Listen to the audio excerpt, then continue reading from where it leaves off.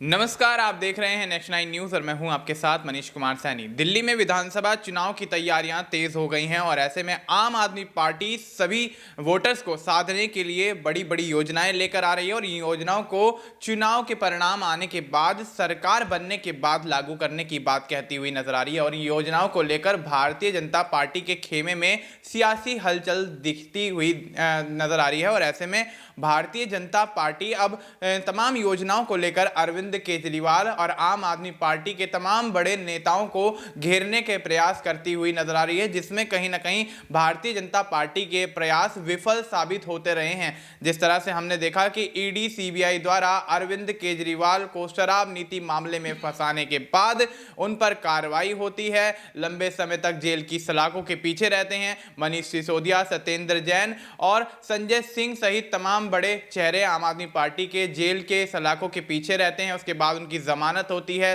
दिल्ली में लोकसभा का चुनाव होता है और लोकसभा चुनाव में तो आम आदमी पार्टी बेहतर प्रदर्शन करने में नाकामयाबी ही रहती है, लेकिन विधानसभा चुनाव को लेकर जिस तरह से एड़ी चोटी का जोर आम आदमी पार्टी लगाती हुई नजर आ रही है, तो अब यह भारतीय जनता पार्टी को खल नहीं रहा है। और ऐसे में भारतीय जनता पार्टी सभी योजनाओं को निरस्त करने के लिए, लागू होने से पहले उनको कहीं ना कहीं फेल करने के लिए तमाम यहां पर चीजों का यहां पर बात कहती हुई नजर आ रही है और तमाम चीजों को लेकर आम आदमी पार्टी को घेरने का प्रयास भारतीय जनता पार्टी द्वारा किया जा रहा है। महिला सम्मान योजना और बुजुर्गों के लिए दी जाने वाली आम आदमी पार्टी की तरफ से पेंशन को लेकर अब एक नया बखेड़ा खड़ा होता हुआ नजर आ रहा है। इस मुद्दे पर चर्चा करने के लिए हमारे साथ हमारे वरिष्ठ सहयोगी अमन सर मौजूद हैं। सर, बहुत बहुत स्वागत है आपका। सर, किस तरह से देखते हैं, दिल्ली के अंदर विधानसभा चुनाव नजदीक हैं, आम आदमी पार्टियां जोरों शोरों से तैयारियां करती हुई नजर आ रही हैं, अपने प्रत्याशियों का नामों का ऐलान कर दिया है और ऐसे में भारतीय जनता पार्टी की तरफ से अभी तक एक भी प्रत्याशी के नाम का ऐलान नहीं हुआ है,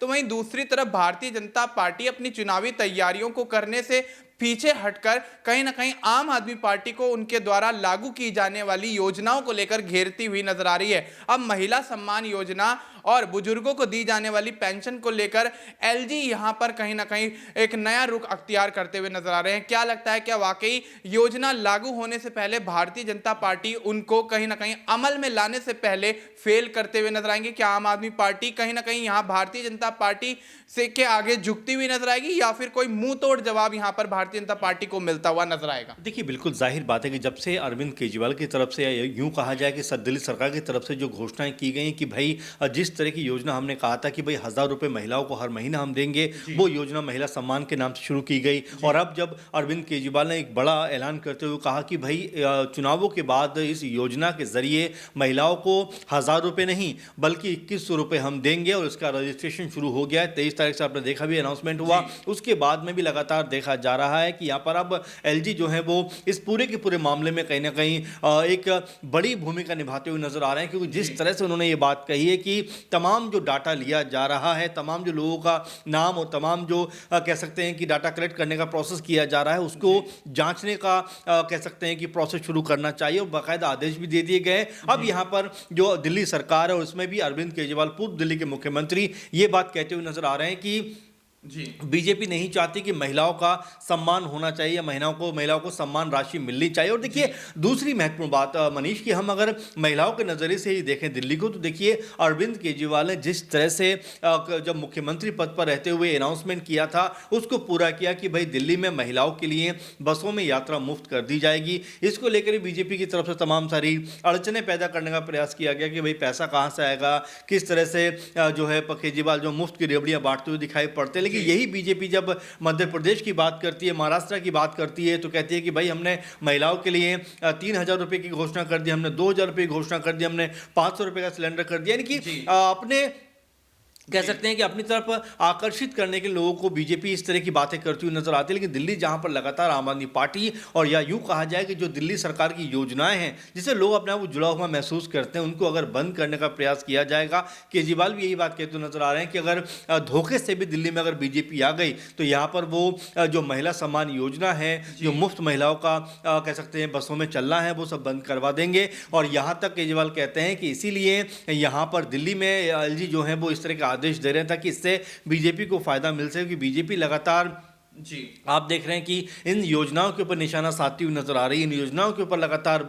कह सकते हैं कि अरविंद केजरीवाल घिरती हुई नजर आ रही है। लेकिन जिस तरह से अरविंद केजरीवाल ने कहा है, आपने देखा कि 3-4 बड़ी योजनाओं की घोषणा केजरीवाल ने 3-4 दिन के अंदर कर दी, और उसमें भी वो कहते हुए नजर आ रहे हैं कि महिलाओं को सम्मान योजना के तहत 21 रुपये मिलेंगे, बुजुर्ग पेंशन योजना में 25 रुपये मिलेंगे, इसके अलावा संजीवनी योजना के तहत उनका फ्री इलाज किया जाएगा जो 60 साल से अधिक उम्र के बुजुर्ग हैं। तो ऐसे में कई ऐसी योजनाएं हैं, ऑटो वालों के लिए आपने देखा किस तरह से उन्होंने घोषणा की है। तो ये तमाम जो योजनाएं हैं कहीं ना कहीं बीजेपी को पच नहीं पा रही हैं। और देखिए मनीष, इसका सीधा सीधा फायदा अरविंद केजरीवाल को होता हुआ नजर आएगा, या फिर ये कहा जाए कि जो आम आदमी पार्टी सत्ता में है उसको एक बार फिर से कह सकते हैं कि ये योजनाएं मजबूत करती हुई नजर आएंगी। क्योंकि देखिए मैंने कल भी आपसे बात कर रहा था इस मुद्दे के ऊपर कि जो आम लोग हैं, जो दिल्ली के आम निवासी हैं, उनको इन सब चीज़ों का कहीं ना कहीं फ़ायदा मिल रहा है। मनीष, आप जो लोगों से जाकर बात करते हैं, हम तो जब भी रिपोर्टिंग के लिए जाते हैं तमाम लोगों से मिलते हैं जुलते हैं, तो वो यही बात कहते हुए नजर आते हैं। बीते दिनों जब मैं कहीं जा रहा था तो एक ऑटो वाले थे, वो ये बात कह रहे थे कि दिल्ली के लिए अरविंद केजरीवाल से बेहतर कोई नहीं है और उनको कोई नहीं हटा सकता। यानी कि एक माहौल दिल्ली के लोगों के बीच बना हुआ है। और यही वजह है, जैसा हमने कल भी डिस्कस किया था, कि 3 बार से लगातार अगर देखें तो तीनों बार बीजेपी कह सकते हैं 7 के 7 सांसद यहां पर जीती हुई नजर आ रही है। लेकिन अब अगर देखा जाए आंकड़ों में, जो राज्य स्तरीय चुनाव की बात करें तो तीनों में बीजेपी को मुंह की खानी पड़ी है, और यहां तक कि अब तो एमसीडी चुनाव बीजेपी हार गई। तो ऐसे में अरविंद केजरीवाल के साथ जो जमीनी लोग हैं वो दिखाई पड़ते हैं, और बीजेपी के लिए मुश्किल बात यही हो रही है कि लोगों को जोड़ना तो छोड़िए, उनके जो नेता हैं उनके वो लिस्ट तक जारी नहीं कर पा रहे हैं। अब आप देखेंगे अरविंद केजरीवाल को तो 70 के 70 नाम लगभग सामने आ गए हैं। इक्का दुक्का नामों को छोड़ दिया जाए कि चलिए किसी ने लड़ने से मना कर दिया, जो भी है, लेकिन फिलहाल 70 के नाम उनके सामने आ चुके हैं। बीजेपी अभी तक एक भी नाम का अनाउंसमेंट नहीं कर पा रही है, और यही वजह है, कहा जा रहा है कि बीजेपी परेशान है, क्योंकि जो 3-4 योजनाएं केजरीवाल ने घोषणा कर दी है उसका कवरअप बीजेपी कैसे करे, कैसे उसको कह सकते हैं कि इन चीज़ों को काट ढूंढ कर लेगा, ये अपने आप में बड़ा सवाल बनता जा रहा है। और जिस तरह से अब महिला सम्मान योजना का बीजेपी विरोध कर रही है, तो ऐसे में माहौल जो है बीजेपी के खिलाफ जाता हुआ नजर आ सकता है। जी बिल्कुल। तो ऐसे में महिला सम्मान योजना का विरोध करना कहीं ना कहीं भारतीय जनता पार्टी के लिए घातक साबित हो सकता है, और ऐसे में विधानसभा चुनाव में जीतने का जो यहाँ पर मंसूबा भारतीय जनता पार्टी बनाकर बैठी है, वो मंसूबा कहीं ना कहीं फेल होता हुआ नजर आ सकता है। उनके मंसूबों पर पानी फिरता हुआ नजर आ सकता है, क्योंकि देखा जा रहा है लगातार 25 सालों से दिल्ली की सत्ता पर आंख गड़ाए भारतीय जनता पार्टी बैठी हुई है, और चुनावी मैदान में उतरती है, प्रचार प्रसार करती है, वोटर्स को साधने का प्रयास करती है। लेकिन कहीं ना कहीं आम आदमी पार्टी ने जिस तरह से 10 साल में दिल्ली की सत्ता पर अपना कब्जा जमाए रखा, और उससे पहले अगर 15 सालों की बात की जाए तो शीला दीक्षित ने जिस तरह से दिल्ली की कमान संभालते हुए, कांग्रेस ने जिस तरह से मोर्चा संभालते हुए दिल्ली के अंदर अपनी प्रचंड जीत हासिल की, उसमें कहीं ना कहीं मौकों की तलाश हमेशा भारतीय जनता पार्टी को रही है। लेकिन क्या अब एक बार फिर से जिस तरह से मौकों को तलाशते हुए आम आदमी पार्टी के द्वारा भविष्य में लॉन्च की जाने वाली योजनाओं से कहीं ना कहीं उनको घेरने का प्रयास करते हुए जिस तरह से भारतीय जनता पार्टी मुखर होकर बोलती हुई नजर आ रही है, तो क्या उनका ये पैतरा, ये जो चुनावी जुमला है, वो कहीं ना कहीं यहाँ फेल होता हुआ नजर आएगा? क्या आम आदमी पार्टी एक बार फिर से यहाँ प्रचंड बहुमत हासिल करेगी? लेकिन अब सर छोटा सा एक सवाल यहाँ पर यह भी रहेगा कि दिल्ली के अंदर यहाँ मुख्यमंत्री चेहरे को लेकर बड़ा पेच फंसता हुआ नजर आ रहा है, क्योंकि आम आदमी पार्टी की तरफ से तो अरविंद केजरीवाल का नाम सीधे तौर पर सामने आ रहा है, लेकिन अगर भारतीय जनता पार्टी के खेमे की बात करें तो वो अपने मुख्यमंत्री चेहरे को लेकर भी काफी ज्यादा कंफ्यूज नजर आ रहे हैं। क्या लगता है, क्या मुख्यमंत्री के चेहरे को लेकर कहीं ना कहीं भारतीय जनता पार्टी के अंदर मामला गरमाता हुआ नजर आएगा? क्या पार्टी के अंदर ही फूट पड़ती हुई नजर आएगी? क्योंकि एक तरफ रमेश विदोड़ी का नाम सामने आ रहा है, तो दूसरी तरफ सुषमा स्वराज की सुपुत्री बांसुरी स्वराज का नाम सामने आता हुआ दिखाई दे रहा है। क्या लगता है कि आप बीजेपी के अंदर आपस में ही फूट पड़ने से कहीं ना कहीं इनके आंकड़ों पर प्रभाव पड़ता हुआ नजर आएगा? देखिए, पहली बात मनीष ये है कि अभी मुख्यमंत्री का चेहरा कौन घोषित होगा ये तो अभी बहुत दूर की बात है, लेकिन आपने सही सवाल उठाया, क्योंकि अभी तक बीजेपी ने ये घोषणा नहीं की है। जबकि हरियाणा में देखा जाए तो बीजेपी ने चुनाव से पहले कह दिया था कि भाई नायब सिंह सैनी मुख्यमंत्री होंगे, लेकिन अगर दिल्ली की बात करें तो मुख्यमंत्री तो मैं कहता हूँ बहुत दूर की बात है। अभी तक जो नाम फाइनल होने चाहिए, विधायकों के प्रत्याशियों के जो नाम कह सकते हैं अनाउंस होने चाहिए, उसमें भी बीजेपी दूर दूर नजर नहीं आ रही। लगातार मंथन चल रहा है, विचार विमर्श चल रहा है, लेकिन अभी भी सत्ता जो नाम है वो बीजेपी की तरफ से सामने नहीं आ रहा है। और देखिए ये लगातार खबर सामने आ रही है कि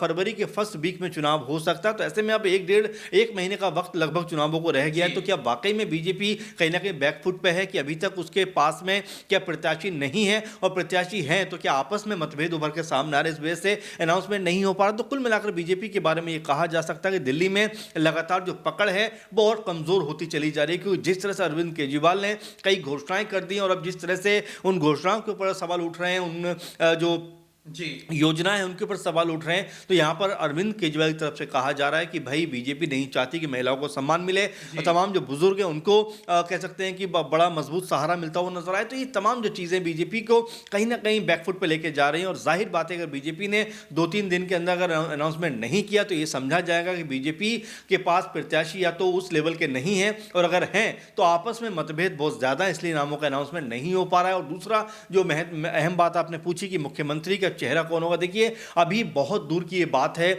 बहुत कह सकते हैं वक्त इसमें लगेगा बीजेपी को ये ढूंढने में कि मुख्यमंत्री का चेहरा किसको बनाया जाए, क्योंकि नाम तो कई निकल के सामने आ रहे हैं। चाहे रमेश बिदुड़ की बात करें, कैलाश गहलोत का भी नाम निकल के सामने आ रहा है जो आम आदमी पार्टी से बीजेपी में शामिल हुए। तो फिलहाल क्या स्थिति बनती है ये देखना दिलचस्प होगा, लेकिन कहा जा सकता है यहाँ पर जो पहला दाव है वो आम आदमी पार्टी ने मार दिया। अब इसको संभालना बीजेपी के लिए बहुत मुश्किल होता हुआ नजर आ रहा है। जी बिल्कुल। तो ऐसे में आम आदमी पार्टी ने अपने तमाम योजनाओं को लॉन्च करके जिस तरह से पहला दाव यहां पर आजमाते हुए कहीं ना कहीं भारतीय जनता पार्टी पर कड़ा प्रहार कर दिया है, तो वहीं भारतीय जनता पार्टी जो कि अपने उम्मीदवारों और मुख्यमंत्री के चेहरे को लेकर ही कंफ्यूज है, वही भारतीय जनता पार्टी आम आदमी पार्टी की योजनाओं पर तमाम सवालिया निशान खड़े करती हुई नजर आ रही है। देखना दिलचस्प होगा कि विधानसभा चुनाव से पहले क्या आम आदमी पार्टी के खिलाफ कोई मजबूत सीएम चेहरा भारतीय जनता पार्टी तलाश पाती है, या फिर कहीं ना कहीं सीएम चेहरे को लेकर भारतीय जनता पार्टी में दिल्ली के अंदर दो फाड़ की स्थिति बनती हुई नजर आएगी। फिलहाल आपको इस मुद्दे पर क्या कुछ लगता है, आप अपनी राय हमें कमेंट करके बता सकते हैं। बाकी देश और दुनिया से जुड़ी तमाम जानकारी के लिए आप देखते रहिए नेक्स्ट 9 न्यूज़।